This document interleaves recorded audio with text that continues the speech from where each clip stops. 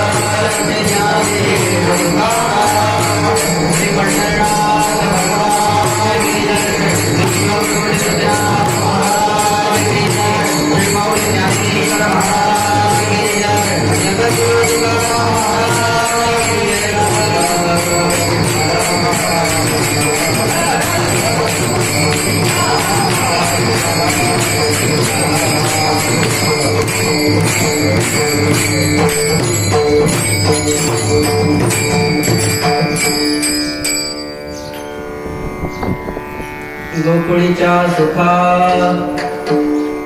गोकुळीच्या सुखा अंत पार नाही लेखा बाळकृष्णानंदा घरी आनंद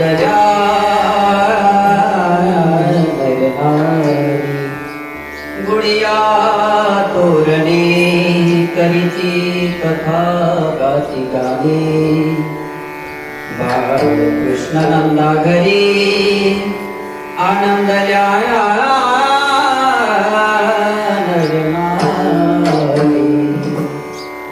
तुका म्हणे छंदे येणे मोहिले गोविंदे बाळकृष्णानंदा घरी आनंदल्या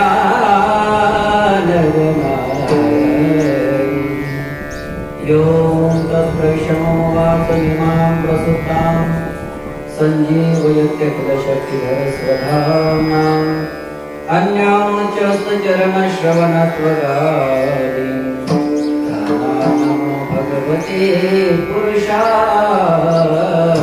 तुभ्यं सच्चिदानन्दरूपाय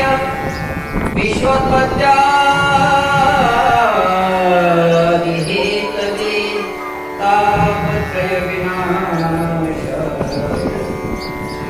तापत्रयविनाशाय वयं नमः कृष्णाय वसुदेवाय देवकी नन्दाय च नन्दगोपकुमाराय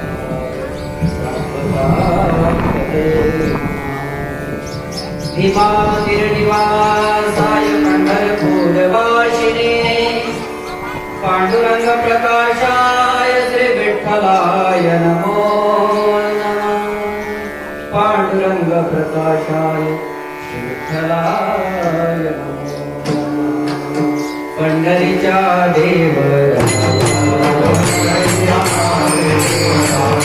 पंढरीच्या देवराया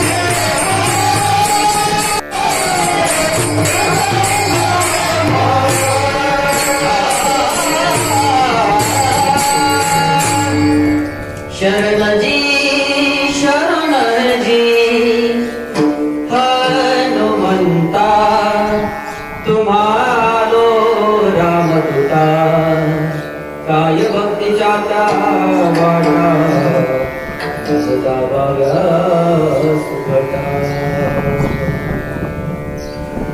धन्य धन्य निवृत्ती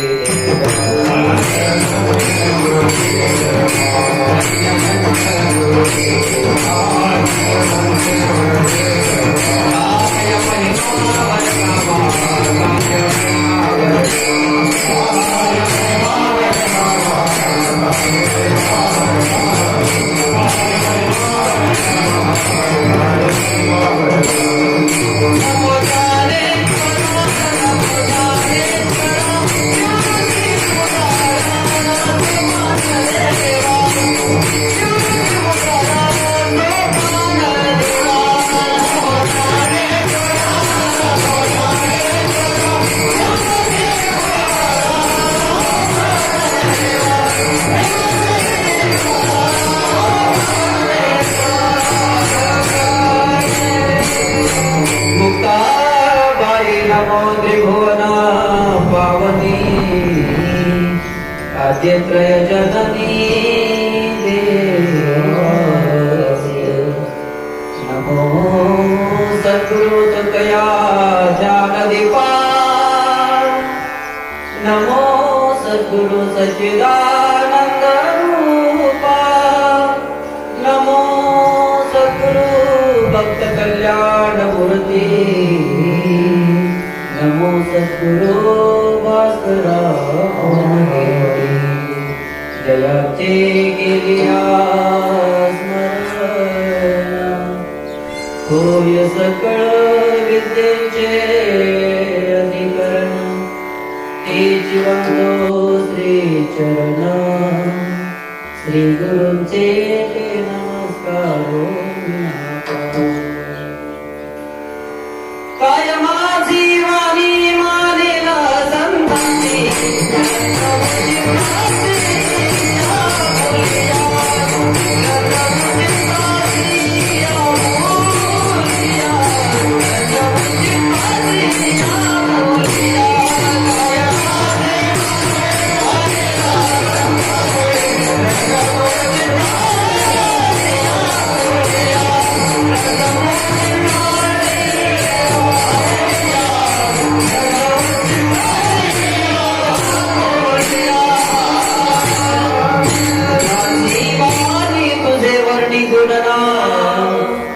ऐसे देई प्रेम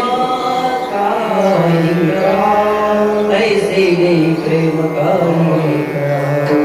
कृष्ण कृष्ण कृष्ण कृष्ण कृष्ण राधे राधे कृष्ण कृष्ण कृष्ण कृष्ण कृष्ण राधे राधे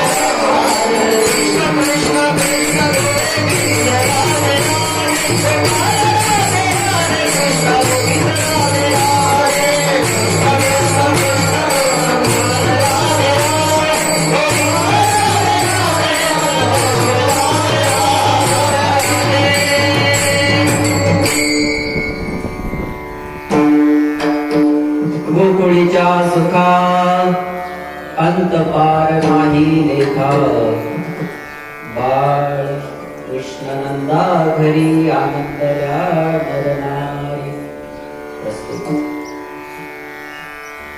प्राप्त काळी प्राप्त वेळी प्राप्त स्थळी भगवान परमात्म्याच्या असीम कृपा प्रसादातून आणि त्याच्याच प्रसादाच्या कार्यक्रमाकरिता घेतलेला अभंग सदैव वैकुंठ गमन करणारे ब्रह्मस्वरूप जगतवंते जगाचे मायबाप 3 वत्सल दया सिंधू करुणावंत सर्व कुटेचे रतः माऊली महावैष्णव देवमान्य संत जगतमान्य संत आणि संत मान्य संत श्रीमंत जगद्गुरु तुकोबाराय यांचा हा 4 चरणाचा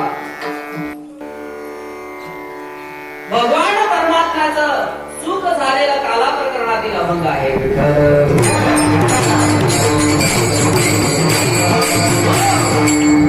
प्रस्तुत अभंगामधून जगद्गुरु तुकोबाराय गोकुळामध्ये झालेल्या परमात्मा स्वरूप अवताराच्या कार्याने त्या ठिकाणी गोकुळामध्ये झालेल्या समग्र गोकुळवासियांच्या प्रसन्नतेचं कारण त्यांचा आनंद, तो आनंद जगद्गुरु तुकोबाराय या ठिकाणी व्यक्त करतात. तो आनंद, ते सुख जगद्गुरु तुकोबाराय या ठिकाणी अभिव्यक्त करतात. जगद्गुरु तुकोबाराय सांगतात, गोकुळीच्या सुखा किती सुख गोकुळामध्ये झालं महाराज. या सुखाची परिसीमाच नाही. याकरिता जगद्गुरु तुकोबाराय अतिशय उत्कृष्ट असा त्या ठिकाणी शब्द प्रयोग करतात की त्या सुखाला परिसीमा नाही. म्हणजे किती झालं तर अंतपार नाही. त्या सुखाला अंतही नाही आणि त्या सुखाला पारही नाही. एवढं अगाध सुख गोकुळवासियांनी महाराज. या सुखाचं कारण तरी काय? तुकोबाराय म्हणतं, या सुखाचं कारण बाळकृष्ण नंदावरी आनंद या भगवान परमात्म्याच्या येण्याने, भगवान परमात्म्याच्या अवतरणाने आणि भगवान परमात्म्याच्या दर्शनाने गोकुळामध्ये सुखाला पारावा आहे. आणि म्हणून या सुखाच्या मंगलमय प्रसंगी गोकुळवासियांनी मग काय कशा प्रकारे आनंद साजरा केला? गुडिया तोरणे करीती बघाती गाणी. गुढ्या उभारल्या, दारोदारी तोरणे बांधली, कथा कथनाचं आयोजन केलं, हरिकथा, नामस्मरण कथा, कीर्तन कथा, भगवंताचं गायन केलं, वादन केलं. अशा प्रकारे भगवंताच्या जल्लोषामध्ये आनंद व्यक्त. आणि असा भगवान परमात्मा, गोकुळवासियांना सुख देणारा परमात्मा, का गोकुळवासियांना सुख झालं त्याचं कारण तुकोबाराय सांगतात की तुका म्हणे प्रेमे मोहून टाकल्यानंतर, एखाद्याला जर आपण प्रेमाने मोहित केलं, आपल्याविषयी त्याच्या अंतःकरणामध्ये आनंदात्मक भाव रिझवतात. अशा भगवान परमात्म्याने त्या गोकुळवासियांना प्रेमाने मोहून टाकला आणि गोकुळवासियांच्या हृद अंतःकरणामधून आनंदाचे भाव प्रगट झाले. असा गोड अभंग आहे विठ्ठल.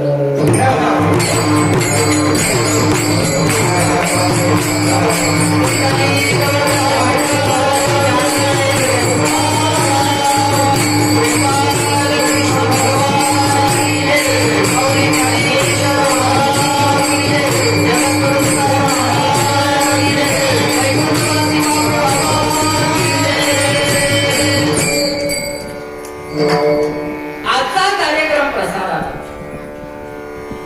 पाहे प्रसादाची वाट, पाहे प्रसादाची वाट, घ्यावे धोड या. आज आपण प्रसादाची वाट, आपणच नाही सर्व ग्रामस्थ प्रसादाची वाट. संत साहित्यामध्ये असं वर्णन आलेलं आहे. गोष्ट निर्माण करायला काही अडचण नसते किंवा निर्माण होतच असते, पण त्याचा शेवट फार महत्वाचा असतो.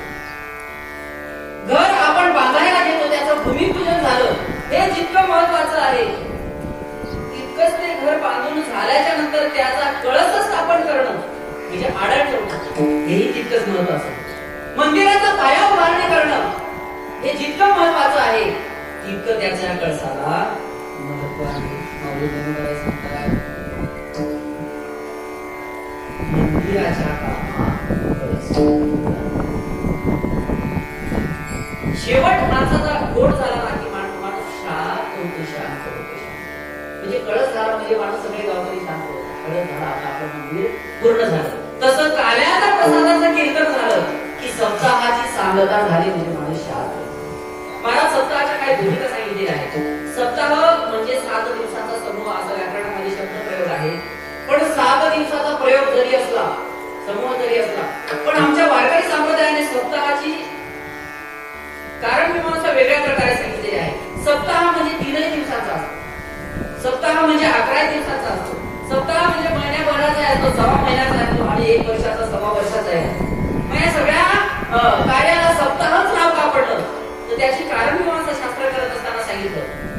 शुभेच्छा, सुविचारण्या, अनुमानसा, सत्वापती, असंसक्ती, पदार्थ भावने आणि तुर्यका या 7 अवस्था भक्ती करत असताना प्राप्त झाल्या की त्या ठिकाणी त्याच्या जीवनामध्ये सप्ताह प्राप्त होतो.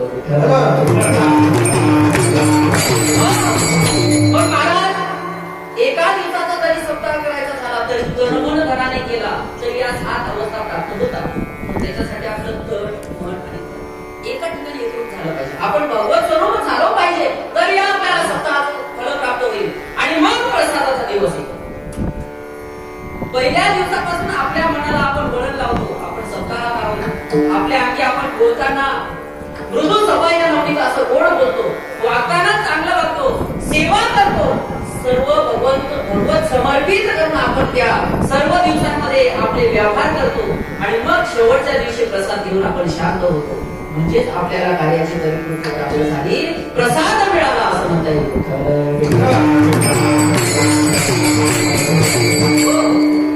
आणि म्हणून आज भगवान परमात्म्याचे चरित्र वर्णन करण्याचा हा दिवस आहे. खरं तर वारकरी संप्रदायाचे एक नियम पाहायला गेले तर त्या नियमामध्ये फार मोठं मर्म आहे. शेवटच्या दिवशी भगवान गोपालकृष्णाचं चरित्र का वर्णन करावं? बाकी अवतार नव्हते का देवाचे? भागवतामध्ये 24 अवतार सांगितलेले आहेत. संत मालिकेमध्ये 10 अवतारांचं वर्णन केलेलं आहे. गर्ग संहिता 6 अवतार सांगते. अंश, अंशांश, आवेश, कला, पूर्ण आणि पूर्णोत्तम असे 6 अवतार गर्ग संहिता सांगते. गर्गाचार्यांनी त्या ठिकाणी भगवान चरित्र सांगत असताना सांगितले.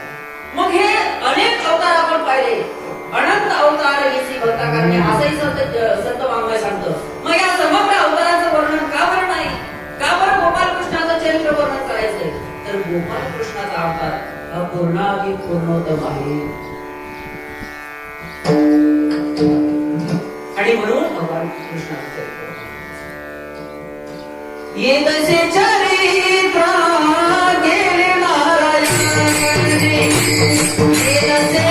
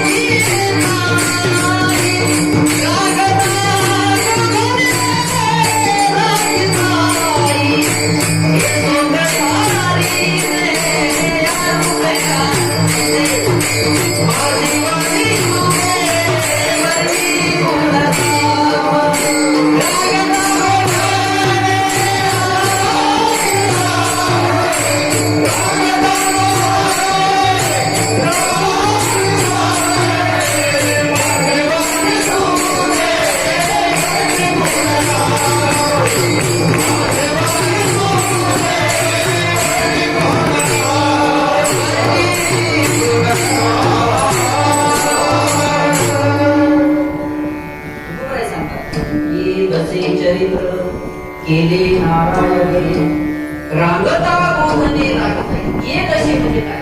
या दशेमध्ये जेवढं चरित्र झालं तेवढं आज आपल्यात नाही. कोणतं चरित्र? रांगता बोधने लागते.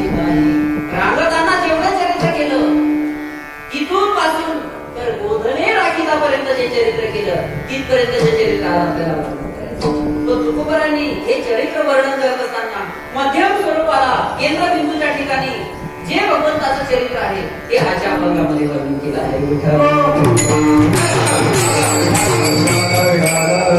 हे चरित्र आपल्याला वर्णन करायचंय. मग काय चरित्र केलं होतं? तुकोबरांच्या गोड अभंग आज आपण सेवेकरता घेत आहे. तुकोबराय म्हणतात,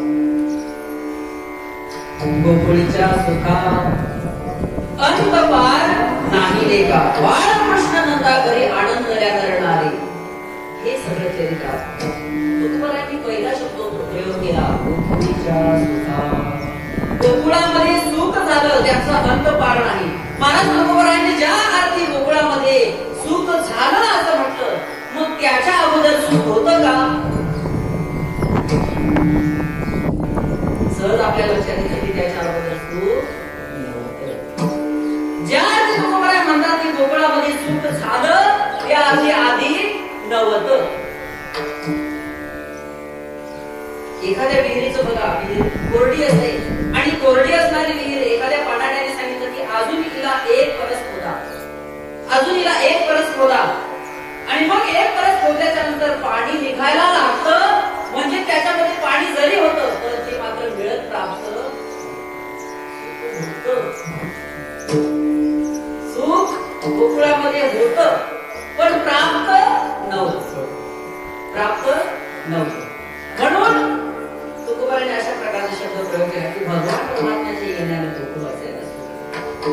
काय माहितीये का, काही गोष्टी ह्या मुळात असतात, काही गोष्टी असतात शेवटपर्यंत राहतात, काही गोष्टी निर्माण होतात आणि शेवटाला जात नाही, मध्यस्थी कुठेतरी लोप पावतात. काही गोष्टी निर्माण व्हायला वेळ लागतो पण शेवटपर्यंत त्या पूर्ण राहतात. वाङ्मयामध्ये शास्त्रामध्ये काही असे एक भेद आलेले आहेत.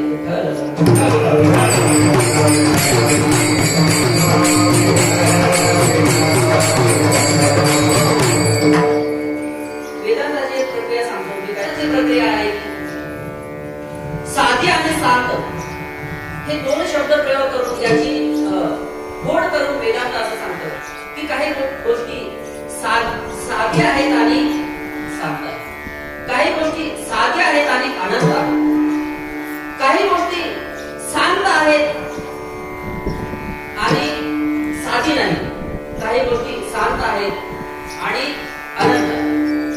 आता थोडीशी प्रक्रिया मलाही सांगायला आवडते, कारण वेदांत म्हणजे काही सोपा नाही.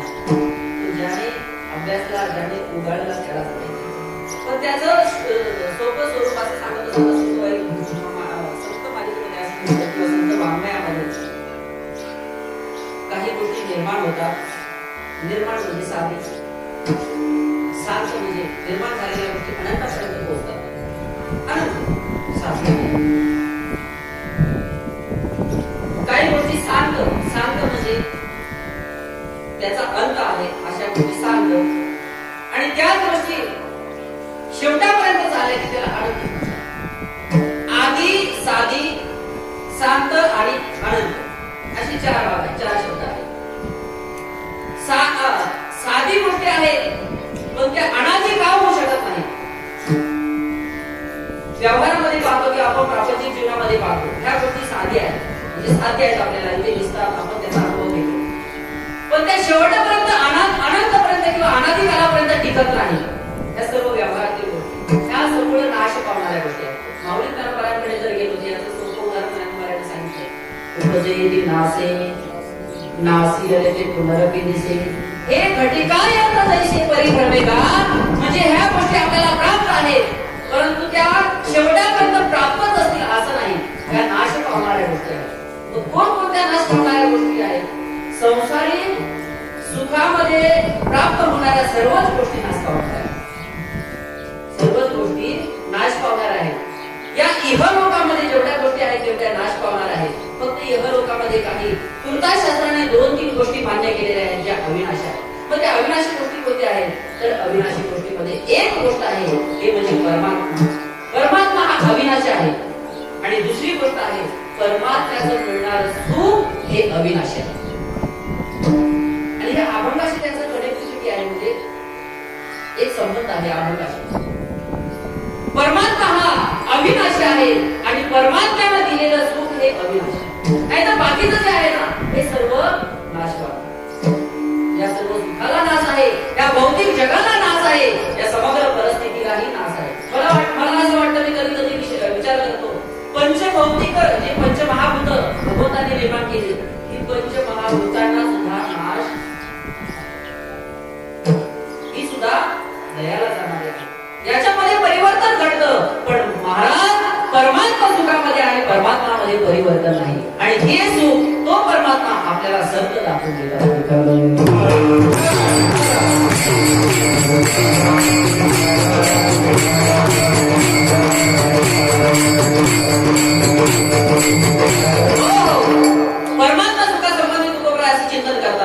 अवीट गे माये माय विटेना जवळीच आहे परी भेटेना. म्हणजे परमात्मा सुख हे अवीट आहे. परमात्मा सुख अवीट आहे. परमात्म्याचं नाम सुद्धा इतकं गोड आहे. किती गोड आहे, किती गोड तुकाराम वर्णन करतात. नाम गोड नाम गोड नाम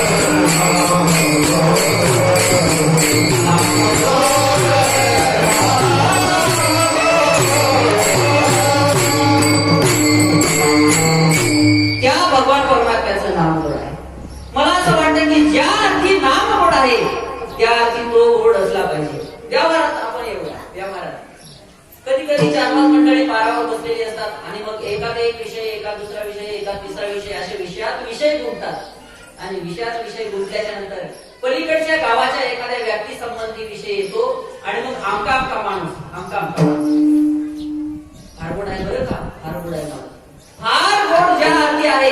आता तो गोड म्हणजे काय, चवीने गोड आहे का, चवीने गोड आहे का, खायला गोड आहे का, खायला गोड नाही, पण तो गुणाच्या संबंधाने गोड आहे. गुणाच्या संबंधाने गोड असल्यामुळे आपण त्याला गोड हा शब्द प्रयोग करतो. त्या तशाच प्रकारे भगवान परमात्मा समग्र गुणांच्या संबंधाने गोड आहे. गोड तुझे रूप गोड तुझे नाम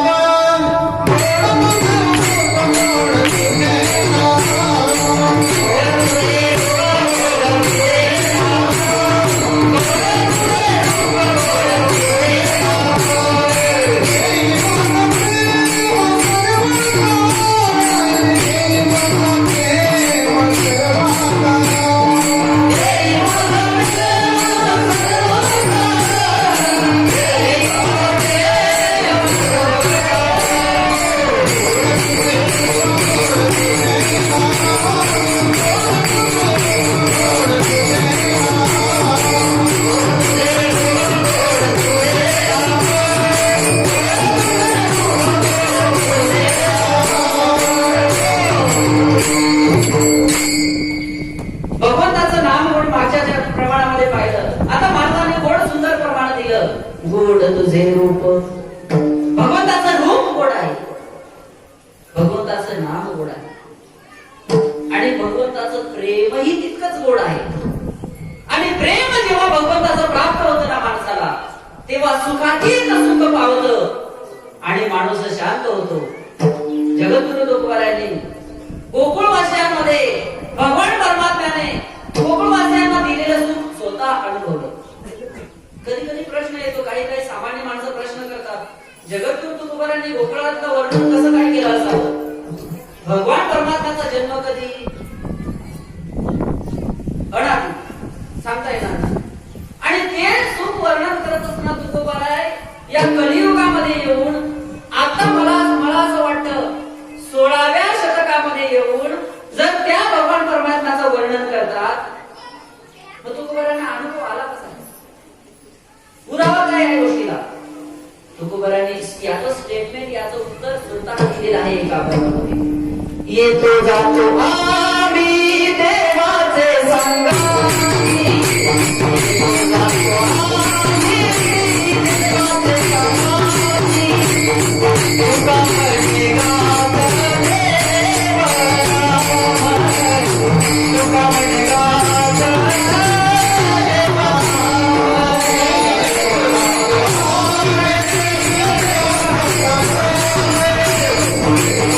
Oh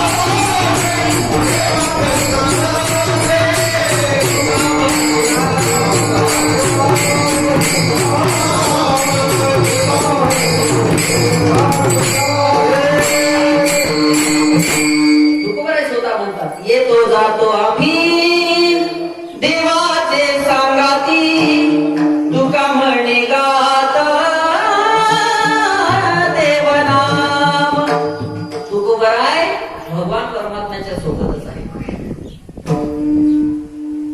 जे जे झाले अवतार तुका त्यांचे बरोबर, आणि म्हणून आपणही हे गोष्टी मान्य करायलाच पाहिजे की तुकोबाराय जे वर्णन करतात ते सत्य स्वरूपाचं. त्या गोकुळवासियांमध्ये तुकोबाराय होते आणि गोकुळवासियांमध्ये तुकोबाराय असताना भगवान परमात्म्याचं अवतरण झालं आणि अवतरण होता झाल्याच्या नंतर त्या समग्र गोकुळवासियांना जो आनंद झाला तो तुकोबाराने आजच्या पहिल्याच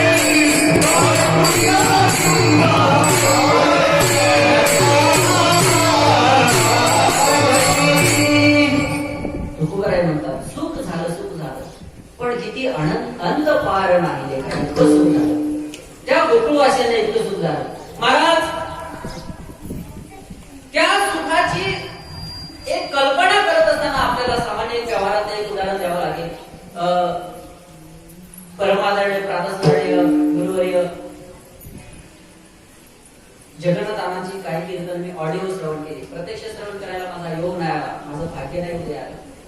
पण जगन्नाथांना एखादी प्रक्रिया, एखादा साहित्यिक दृष्टांत म्हणा किंवा सिद्धांत सांगायचा असेल तर त्याला व्यावहारिक गोष्टी जोडून द्यायची, व्यावहारिक उदाहरणं द्यायची. महाराज, एक कुटुंब भरलेलं आहे. या कुटुंबामध्ये त्यांचं घर अतिशय सुजलाम सुफलाम आहे. त्यांना खाण्यापिण्याकरता संपत्ती, पैसा अडका सर्व काही भरपूर आहे. घरामध्ये मुलं बाळ आहेत, आजी आजोबा आहेत, नातरुंड बकरुंड आहेत, सर्व काही आहे. आणि त्या घराचा करता माणूस, त्या घराचा सर्व माणूस, एक माणूस हा नोकरी पाण्याकरिता सीमेवरती जाऊन सैनिक म्हणून लढत होता. आणि सैनिक म्हणून लढणारा मनुष्य, त्या करता माणूस, तो तिकडे, आता तो सैनिक म्हणजे काय, शनिवार रविवार घरी येऊन अपडाऊन करणारा नाही. आताचे सैनिक म्हणजे नोकर हे देशाचे सैनिकच असतात. देशातला प्रत्येक नोकर हा देशाचा सैनिक असतो. पण बरेच सैनिक रोज अपडाऊन त्याच्यामुळे देशाची प्रगती नाही. पण हे सैनिक, आता हा सैनिक वर्षभर तिकडे राहायचा आणि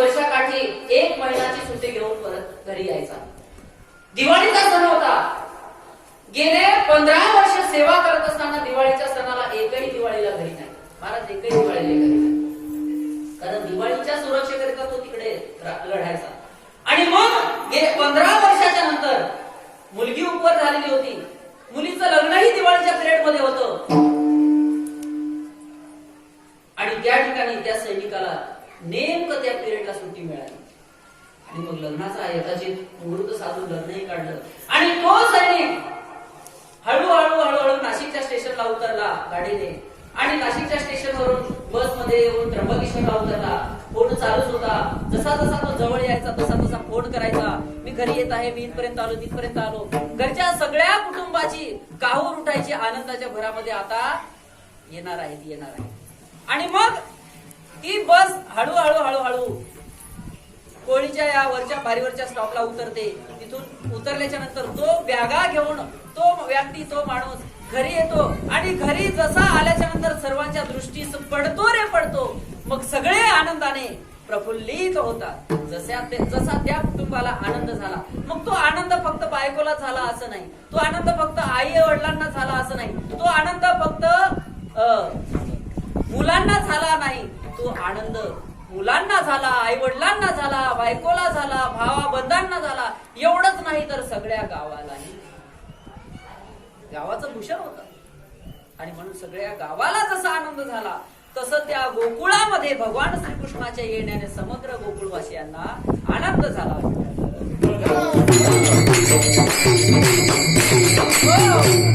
मग महाराज, त्या गोकुळवासियांचं दुःख नेमकं काय होतं? ज्या दुःखाचं निरसन झालं आणि आनंदाची प्राप्ती झाली, मग ते दुःख काय होतं? जर नंद बाबा आणि यशोदा माता यांचा विचार केला तर त्यांच्या विचारात त्यांना संतान प्राप्ती नव्हती. आणि संतान प्राप्ती नसतानाचं दुःख हे सामान्य नाही दुःख. शास्त्र असं सांगतं, पुत्रहीन शमिराजम सर्व दुःखाय कल्पते. म्हणजे पुत्राची प्राप्ती जोपर्यंत होत नाही तोपर्यंत अनेक मिळणारी सुख ही जणू काही दुःखालाच प्राप्त आहेत. अशा प्रकारे म्हणजे आपल्याला सुखाची प्राप्ती तेव्हाच होते संसारामध्ये संतान प्राप्त झाल्याच्या नंतर जशी सुखाची प्राप्ती होते. आणि मग हाच न्याय तिकडे लावा की त्या नंद बाबा आणि यशोदा मातेला संतान प्राप्ती म्हणजे भगवान परमात्मा प्राप्त झाला, हे पहिलं सुखाचं कारण त्यांच्या बाबतीत हे सुखाचं कारण. दुसरं कारण, त्यांनी अनंत जन्मामध्ये तपश्चर्या करून भगवान परमात्मा प्राप्त व्हावा म्हणून इच्छा बाळगली होती, आणि ती इच्छा तृप्त झाली म्हणून हे दुसरं कारण त्यांच्या सुखाचं. बरं ठीक आहे, नंद बाबा यशोदा आई वडिलांना सुख होतच मुलाच्या नाही, पण मग बाकीच्यांचा विचार, बाकीच्या ग्रामवासियांचा विचार, ग्रामवासियांना सुख का झालं? ग्रामवासी गोपाळ होते, त्याच्यामध्ये गोपाळांना सुख झालं का?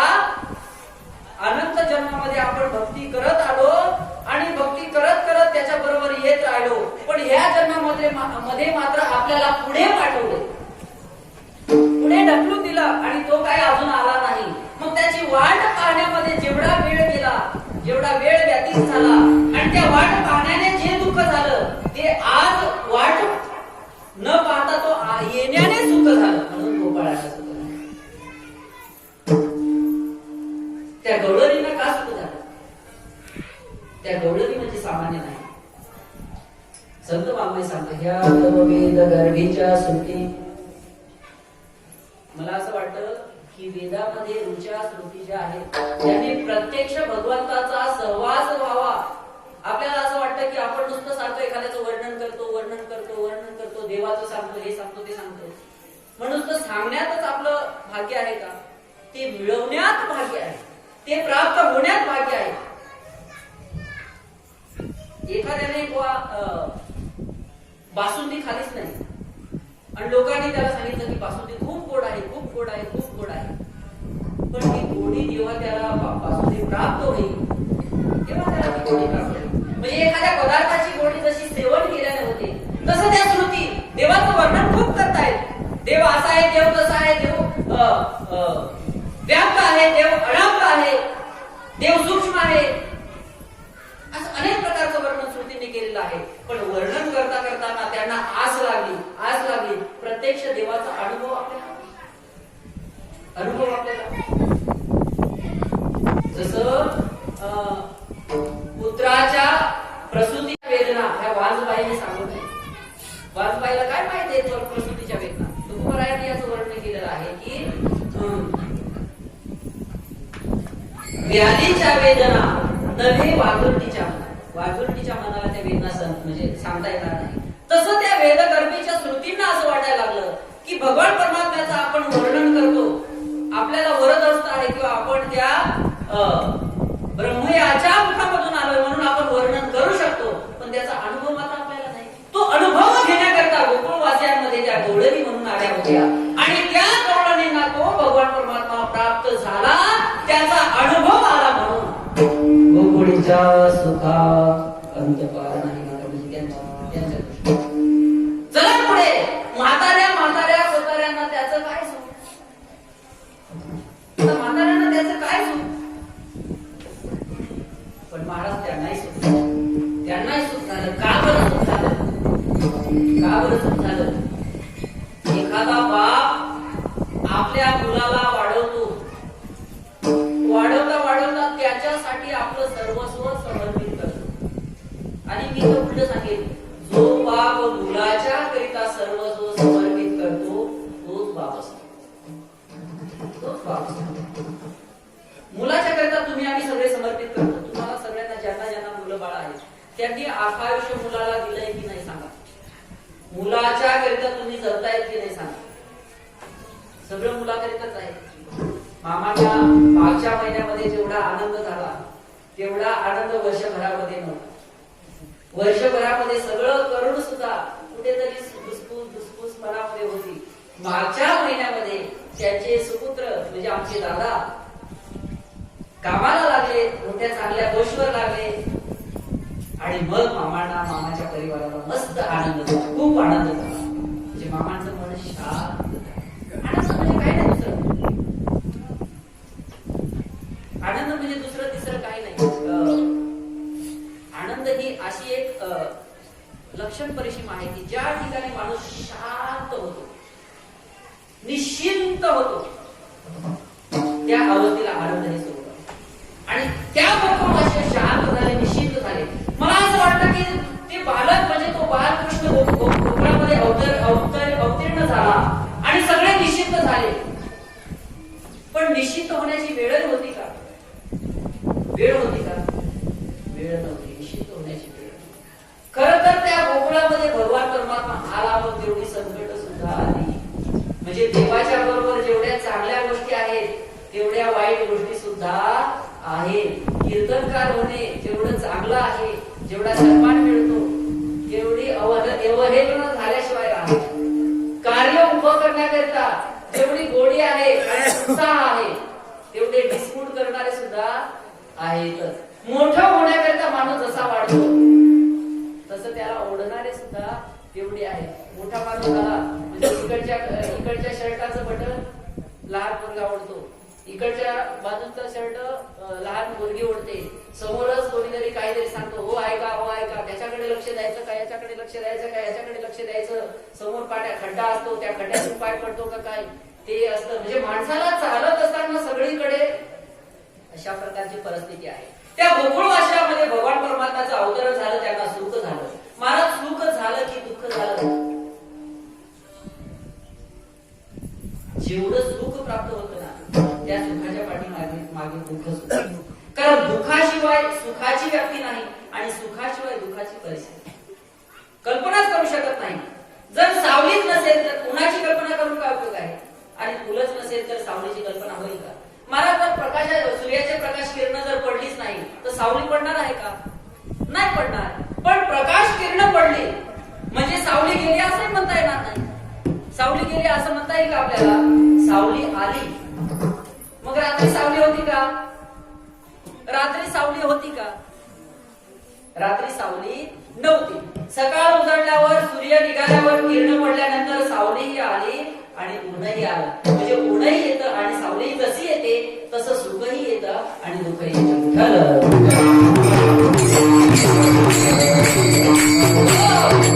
पण तरी सुद्धा तुकोबाराय सांगतात की गोकुळीच्या सुखा अंत पार नाही का. आता अंत आणि पार हा शब्द जर प्रयोग पाहिला तर तुकोबारायांनी याच्यामध्ये फार मोठा गर्भित अर्थ सांगितलेला आहे की हे जे सुख झाले ना हे ऊन सावलीसारखं नाही झालं. लगेच ऊन लगेच सावली, लगेच हिवाळा लगेच पावसाळा असं नाही झालं. तर हे अंत पार म्हणजे अनंत सुख झालंय.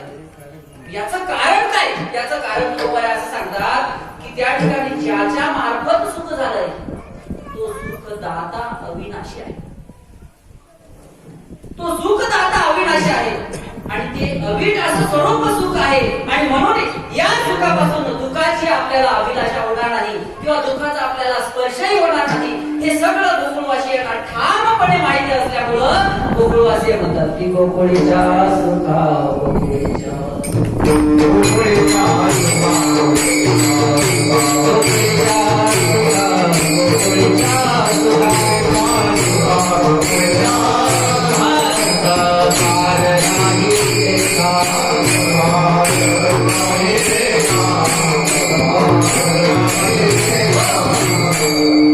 पुढे तुकोबाराय म्हणून पण गेले अंक आणि पार नाही.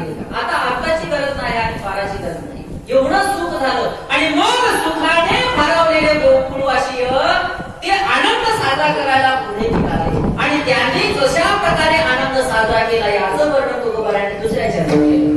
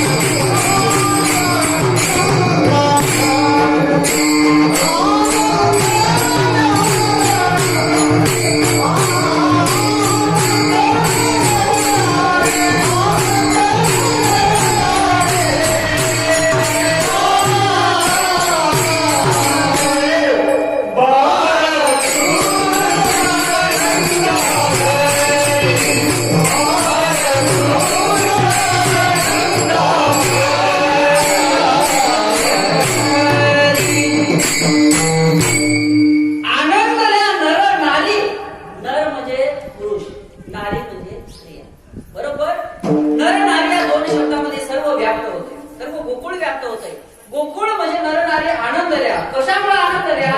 बाळ कृष्ण नंदा घरी. नंदा घरी भगवान परमात्मा. मग आधी नव्हता का नंदा घरी? आधी नव्हता. आधी कुठं होता?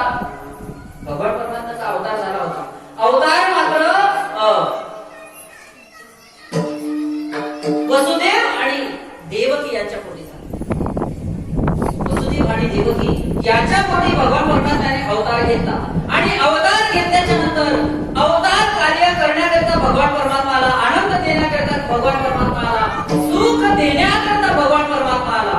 पण वसुदेव देवकीला क्षणिक सुख दिलं आणि नंद बाबा यशोदेला मात्र चिरकाल सुख दिलं. वसुदेव देवकीच्या ठिकाणी क्षणिक सुख देता देता देता देता वसुदेव आणि देवकीला आनंद झाला. भगवान परमात्मा प्रगट झाले. भगवान परमात्मा बाळ स्वरूपात प्राप्त झाले आणि मग त्याच्याकडे पाहून